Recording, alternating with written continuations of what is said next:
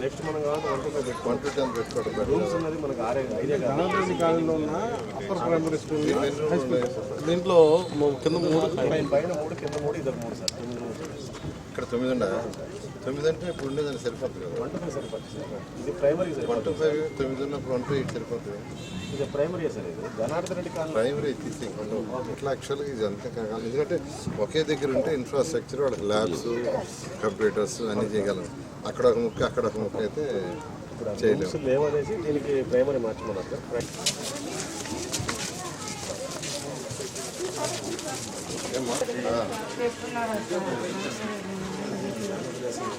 అబ్బాయి 2 సంవత్సరాలు అబ్బాయి ఏం చేస్తాడు అబ్బాయి సజ్జవాడు ఎన్సీసీ వాళ్ళకి చెప్పి డైలీ తీసేది కదా పైన ఎవరు నాకు ఎప్పుడు తీస్తారు మీ కమిషన్ మీరు చెక్ చేసుకోవాలి కదా తీసండి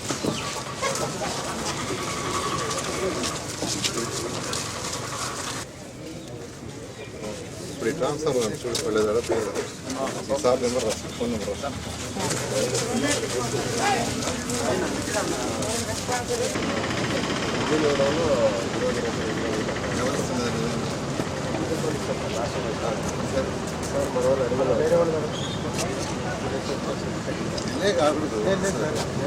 నెల్లూరులో భగత్ సింగ్ కాలనీలో ఎంతో కాలం నుంచి దాదాపు 30-40 ఏళ్ల నుంచి యాక్చువల్గా వాళ్ళు నివసిస్తున్నారు.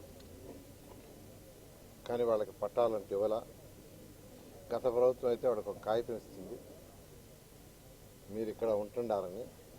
దాన్ని వాళ్ళు యాక్చువల్గా పట్టాలనుకొని బ్యాంకులకు తీసుకుపోతే బ్యాంకులో ఇది పట్టా కదమ్మని రిజెక్ట్ చేయడం జరిగింది.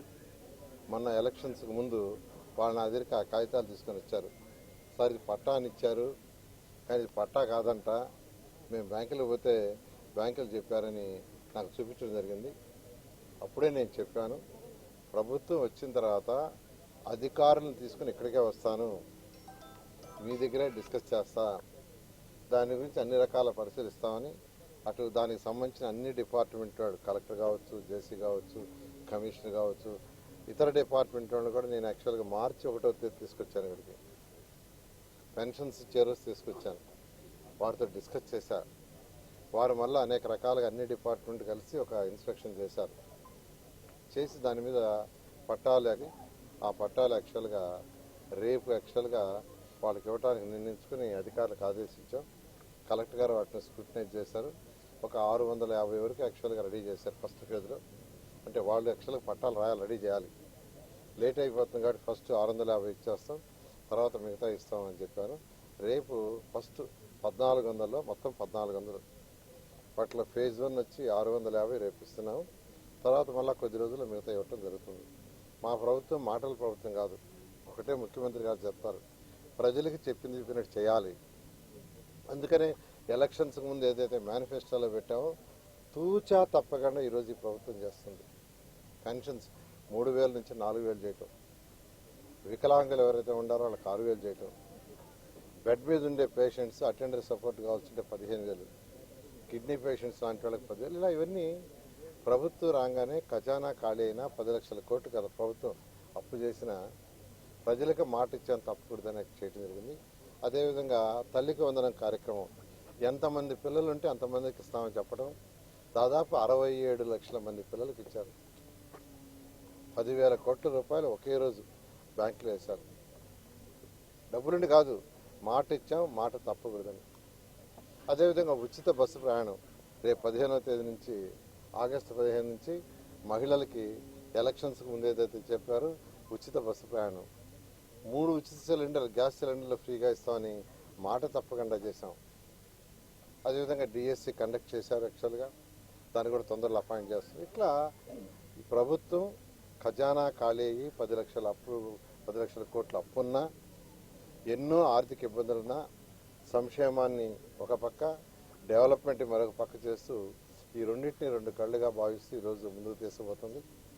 ఈ నేపథ్యంలో గతంలో టిట్కో హౌసెస్ 2014-19లో ఆ రోజు ముఖ్యమంత్రి గారి యొక్క ఆదేశం ప్రకారం ఆయన ఒకటే ఆదేశించారు, ప్రతి మహిళ తన భర్తతో పిల్లలతో ఆనందంగా ఉండి కట్టమని. దాని ప్రకారం టిట్కో హౌస్ డిసైడ్ చేసి 7 లక్షలు శాంక్షన్ చేసాం. దాదాపు 5 లక్షలు టెండర్లు పిలిచి గ్రౌండ్ చేస్తే గత ప్రభుత్వం 2,60,000 కుదిర్చి అవి కూడా పూర్తి చేయాల. అవి కూడా అసంపూర్ణంగా. ఇప్పుడు ఒక అతను వచ్చాడు, సార్ నేను ₹1,00,000 కట్టాను, నాకు ఇల్లు కట్టకుండానే నా మీద లోన్ రైజ్ చేస్తారు. ఇల్లు కట్టకుండా నా మీద లోన్ చేస్తే నా యొక్క అకౌంట్స్ ఎన్పీ అవుతున్నాయి. మొన్న అటువంటి అకౌంట్స్ ఉంటే బ్యాంక్ వాళ్ళందరూ చెప్తే ఇల్లు కట్టకుండా ఎవరి మీద అయితే ఎక్స్ట్రా లోన్ రైజ్ చేశారో వాళ్ళు ఇబ్బంది పడకుండా ఉండడానికి ప్రభుత్వం 140 కోట్లు కట్టింది బ్యాంకులకి. 140 కోట్లు. గత ప్రభుత్వము ఇల్లు కట్టకుండా వాళ్ళ మీద బ్యాంక్ లోన్ రైజ్ కట్టేసినట్టుగా